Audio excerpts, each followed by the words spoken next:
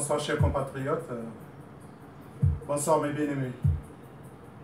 Alors aujourd'hui, je suis venu encore partager une idée qui était en train de me trotter dans la tête depuis un bon petit moment. C'est un titre que les Congolais, alors les vrais, ceux-là qui ont encore un cœur qui bat pour la nation, pour l'État que nous voulons fonder, quelle que soit la promiscuité aujourd'hui.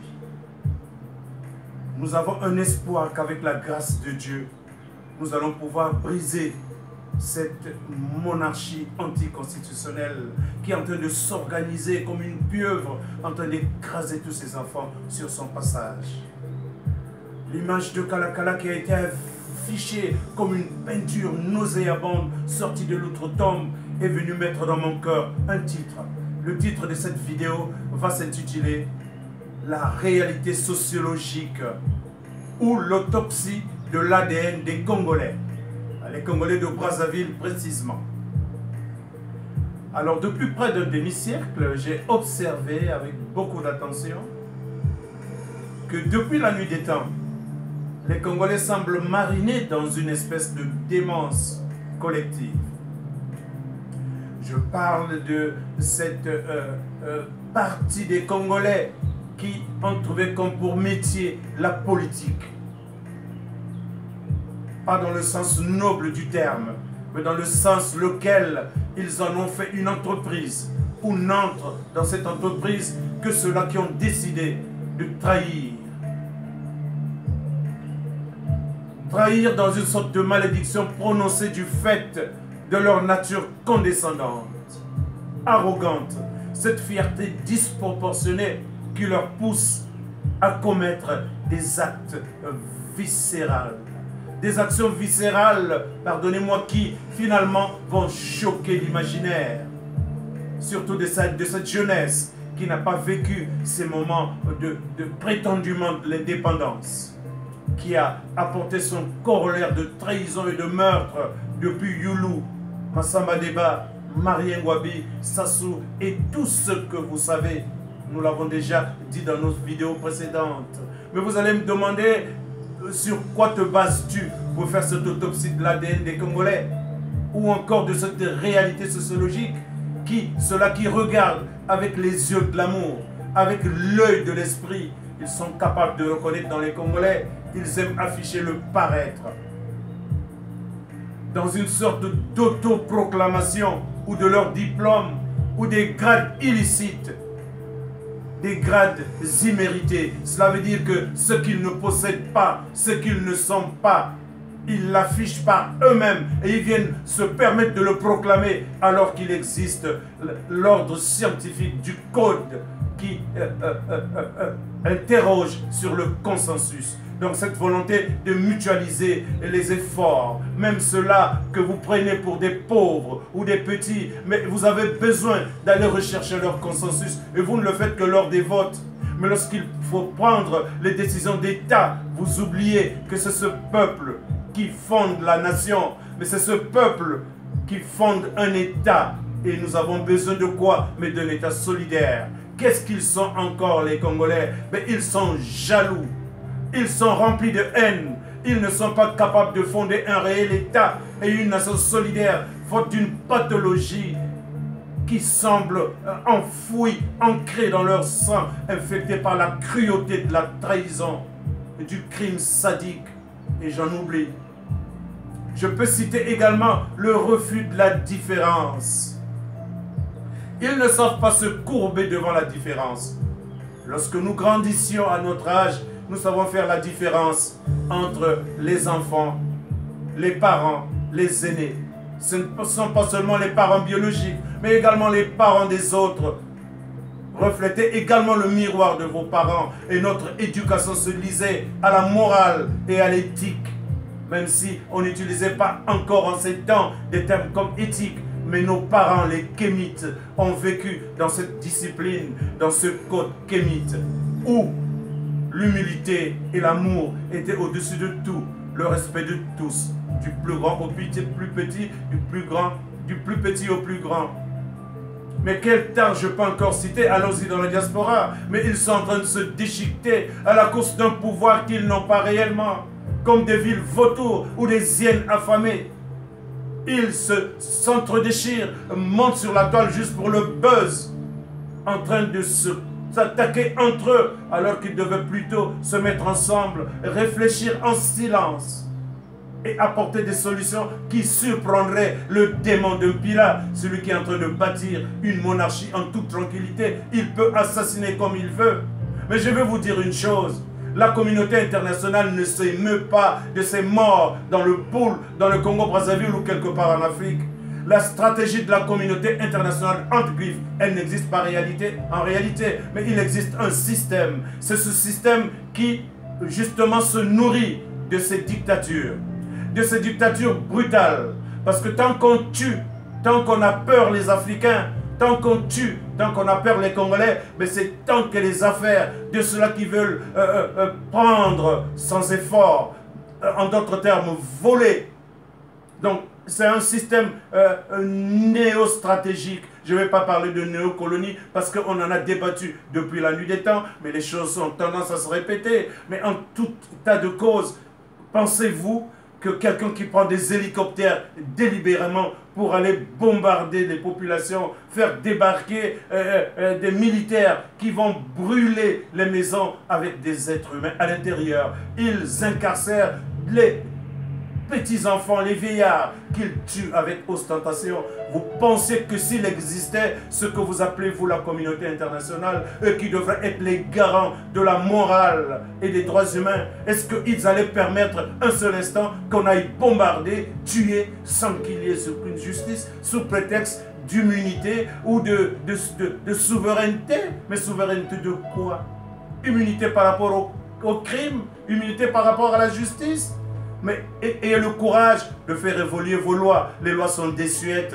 Mais je vais aller maintenant regarder à l'intérieur du pays. Par peur. Vous verrez les opposants. Non seulement ils vont s'auto-trahir, mais encore ils vont avouer leur faiblesse à leur bourreau. Comme s'ils n'étaient pas capables, eux, d'utiliser le monopole de la force ou du recrutement des mercenaires, comme ça se sait le faire. Mais après tout, qu'est-ce qu'ils vont nous dire en revanche? Mais ils viendront avec leurs excuses habituelles. Ils viendront avec leurs excuses habituelles pour nous dire encore qu'ils n'ont pas des armes, qu'ils sont des démocrates. Mais vous ne pouvez pas faire de la démocratie là où il y a de la dictature. Dans les vidéos précédentes, nous parlions des Congolais. Aujourd'hui, on les voit siéger à l'Assemblée. Ils ne se cachent plus. Allez-y me parler de trahison. Non, ils ne se cachent plus. On peut tuer dans le pool, mais pendant ce temps, à Brazzaville, on est en train de boire, on est en train de danser, on est même en train d'organiser des séances de rire. J'ai vu un Guinéen arriver peut-être dans le cadre de son métier, mais dans un pays, on est en train d'assassiner à quelques kilomètres seulement de Brazzaville et se permettre d'organiser des supposés spectacles de rire. Mais c'est de se moquer des morts. Nos parents kémites dans leur tombe doivent se retourner. Ces os doivent faire des acrobaties ô combien pitoyables. Mais ce n'est pas croyable que les humains soient devenus aussi insensibles. Ce sont des signes qui sont tout à fait clairs. Qu'importe la couleur que chacun va peindre sur son tableau pour désigner son Dieu, mais celui que mes ancêtres ont cru, celui que mes ancêtres m'ont légué, c'est un Dieu de puissance. Et tôt ou tard, il finit toujours par reprendre ses droits. Alors, je vais vous poser des questions à vous, ces fameux diplômés, ces fameux instruits, inintelligibles, qui passent leur temps à exhiber des diplômes, à s'auto-déchirer, à se déclarer leader de ceci ou leader de cela. Mais c'est sur quels critères vous proclamez toutes ces imbécilités, toutes ces idioties qui ne font que tirer la diaspora ou l'opposition vers le bas? Ce que nous avons besoin aujourd'hui, c'est de nous mettre ensemble. Personne n'est leader par rapport à personne. Nous sommes tous des Congolais. Organisons-nous dans le silence, dans l'humilité, pour pouvoir mettre de l'ordre dans ce grand désordre que Sassou a installé dans ce pays. Alors dites-moi, comment voulez-vous détrôner le tyran Sassou? si vous ne faites aucune preuve de volonté à mutualiser vos efforts et vos stratégies de contre-attaque définitives, comme des véritables kamikazes, allez détruire ce système. Sassou avec. Heureusement, pour les Congolais, qu'il existe des braves guerriers de la lumière, ceux-là qui travaillent à l'ombre des craquements du mensonge, de la barbarie, du détournement des deniers publics dans les paradis fiscaux, de la terreur d'État et de la mesquinerie des élites autoproclamées, que ce soit dans la diaspora ou au Congo-Brazzaville. Un dernier conseil pour mes amis de la diaspora, redoubler de vigilance. Sassou a infiltré correctement Paris jusqu'à utiliser des grandes violences. Il les a également introduits ici au Canada. Ils sont arrivés en douceur, comme des simples visiteurs. Ils ont eu à rencontrer quelques membres de la diaspora. Ce qui est naturel, entre Congolais on doit se parler. Mais de quoi ont-ils parlé? Nous sommes au courant qu'il y a des barbouzes du pouvoir qui sont partis de Londres pour Toronto, Montréal et autres pays du Canada. Nous allons attirer humblement l'attention des autorités du Canada. Que si et si seulement on n'est pas vigilant dans l'introduction des immigrants que le pouvoir de Brazzaville va glisser ici pour déstabiliser la tranquillité des immigrants en général et des Congolais de Brazzaville en particulier dans ce pays, alors vous allez apprendre comme en Afrique du Sud, lorsqu'on tuait des immigrants. Au Canada, je me souviens, le colonel Ibala avait trouvé la mort également. Parce qu'il y a eu des infiltrations. Soyez prudents, vous qui allez à des fêtes, vous qui vous exposez à manger n'importe quelle nourriture, boire n'importe quelle boisson, soyez prudents. Il y a le poisson qui vous guette. Sassou, c'est un homme qui s'est donné la mort. Il se cache derrière la franc-maçonnerie. Mais en réalité, c'est un gros serpent. Le serpent ancien a incarné en lui. Il ne vit que par le sang, la souffrance de ses victimes et de la douleur. Il n'est pas seul. C'est tout un système qu'il a tissé. Le code pour entrer dans ce système, c'est la franc-maçonnerie qui est le sarcophage, le masque de XOR qu'ils portent pour pouvoir exécuter leur dessein machiavélique. Et ça demande toujours des morts. Et par tous les moyens, ils vont donner la mort. Parce que quand le sang ne coule pas, ils s'affaiblissent. Ils doivent boire du sang. Ils doivent se nourrir de la chair. Et la chair, ils la mangent de plusieurs manières, physiquement et mystiquement. Donc même dans leur esprit, ils ne vivent que par le sang et la chair. Des cadavres, des douleurs, de la souffrance. Je pense que cette vidéo, je vais l'arrêter là. Je suis allé chercher quelques exemples, vous avez bien vu à l'introduction, dans l'autopsie que nous avons faite sur l'ADN des Congolais. Donc cela reflète donc la réalité sociologique des Congolais de Brazzaville. Observez-les bien à l'étranger, ils aiment bien s'habiller. C'est bien naturel, mais est-ce qu'on a besoin de paraître? Est-ce qu'on a besoin d'autoproclamer ces diplômes, les afficher? Est-ce qu'on en a besoin de prendre des grades que vous n'avez pas, vous les mettez et vous marchez avec ostentation, alors que vous savez que ces grades sont immérités? À quoi sert le consensus? Le consensus se fait en groupe. Le consensus, mais c'est la nation. Le consensus, c'est l'État. C'est ainsi qu'on veut apprendre aux autres à regarder vers ce que les Occidentaux ont appelé démocratie. Mais c'est simplement le respect des pouvoirs exécutifs, juridiques et législatifs. On vote les lois, l'exécutif les met en branle avec les économistes qui réfléchissent sur le développement du pays. Et il y a le juridique qui est là pour arbitrer tout le monde, pas comme au Congagala s'affiche comme une bête immonde pour venir faire que l'apologie de Sassou Nguesso. Alors que les crimes qui sont en train de se perpétrer en face de lui, on n'a pas entendu sa voix d'ogre dégueulasse lorsque Kalakala a été mis dans un état combien pathologique. Non, personne n'est monté au créneau pour le dénoncer. Ngakala, là, il a la gueule bouclée. comme ce petit pygmée qui ne monte au créneau que lorsque le maître a entubé son derrière plat comme un chimpanzé, et c'est en ce moment qu'il monte au créneau pour venir insulter et narguer les Congolais. Mais pendant qu'on tue les Congolais dans le pool, personne n'en s'en émeut. Le gouvernement, au contraire, le rouge-gorge, Mongala vient juste pour défendre les actions du gouvernement en accusant Toumi. Même les cadres du pôle, ils arrivent pour exposer Toumi. Maintenant, ils ne peuvent pas parler des 50 jeunes qui ont été tués lors du brutal le référendum des Babouins que Sassou avait organisé. Il est allé dans un huis clos sous prétexte d'une élection anticipée. Il est allé dans un huis clos où il a proclamé les élections nuitamment après avoir triché correctement. C'est dans ce monde que nous vivons. Mais il est temps justement que les Congolais rentrent dans une sorte d'humilité et se remettent réellement à Dieu pour pouvoir aller rechercher les stratégies qui nous permettront de mettre en branle, je dis bien en branle, avec une force disproportionnée, tout ce que ça soit en train de faire à Brazzaville. Les Occidentaux ne feront rien pour vous. Congolais, les Occidentaux, ça leur arrange de voir ces dictatures qui, de manière brutale, assassinent les populations. Leur technique, c'est d'apeurer les populations pour justement exécuter ce qu'ils savent faire, les détournements des deniers publics. Quand on vous parle des paradis fiscaux, selon vous, où part cet argent? Est-ce que ce n'est pas en Occident?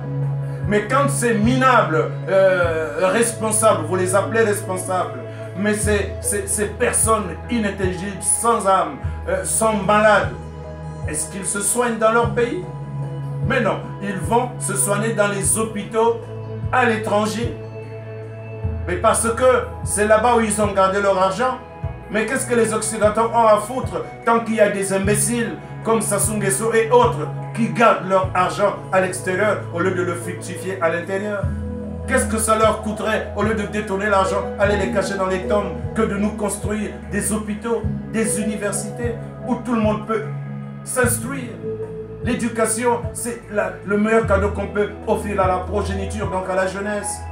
Alors le système de santé, mais si nous avons des hôpitaux, des grands hôpitaux, des grandes cliniques construites par l'argent du contribuable, parce que ces voleurs, ces violeurs qui ont détourné l'argent du Congo-Brazzaville, mais c'est l'argent des Congolais. Ils auraient pu donc construire pour des Congolais des firmes industrielles pour la transformation de la nourriture que les villageois, eux, font un effort de produire. Le gouvernement pourrait nous produire également des produits, enfin des produits qui permettraient, mais excusez-moi la tautologie, qui permettraient donc leur transformation au niveau du Congo-Brazzaville, et puis donner de l'emploi aux jeunes, au lieu de les droguer, au lieu de les sodomiser. Vous auriez pu avoir un peu de respect pour l'être humain. Et ceux-là, les garants des droits de l'homme, les garants de la morale et de l'éthique, où êtes-vous passés? Où êtes-vous passés? Mon Dieu, je vais terminer cette vidéo avec toi, Seigneur. Ne vois-tu pas que les crimes, les injustices et le sang de tes enfants a suffisamment coulé? Jusqu'à quand vas-tu permettre que des systèmes de dictature bien ficelés par Lucifer puissent avoir le dessus sur le plan que tu as établi? Oui, tu vas me parler du temps, papa, mais est-ce que ces gens qui meurent ont-ils connu le temps?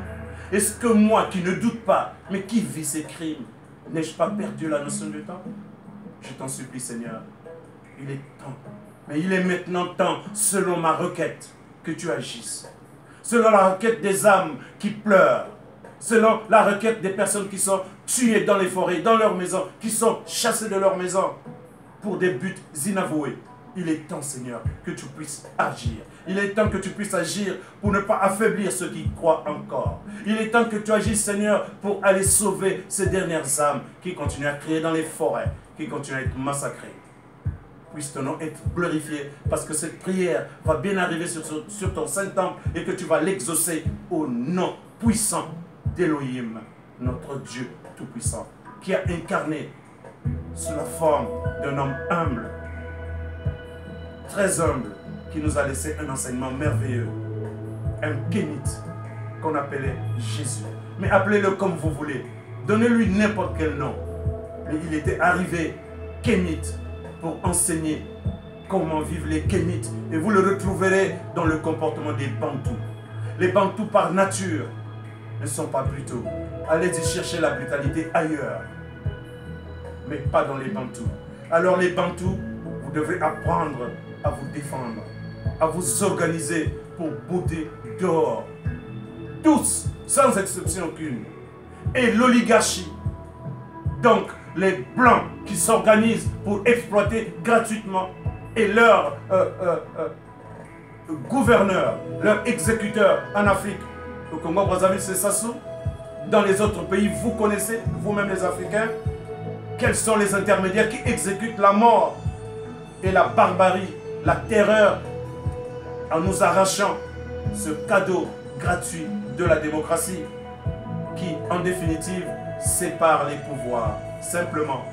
Quand les pouvoirs sont séparés, même dans une famille, quand l'homme connaît l'axe de ses pouvoirs, quand il respecte l'axe des pouvoirs de sa femme, quand les deux respectent l'axe du pouvoir des enfants, parce que les enfants également ont un pouvoir. Quand ces pouvoirs sont respectés, on ne peut vivre que dans l'harmonie. Et Dieu vit dans l'harmonie et dans l'amour. Il est temps que chacun fasse son examen de conscience. Il est temps que chacun s'organise pour que le plan de Dieu triomphe sur la terre.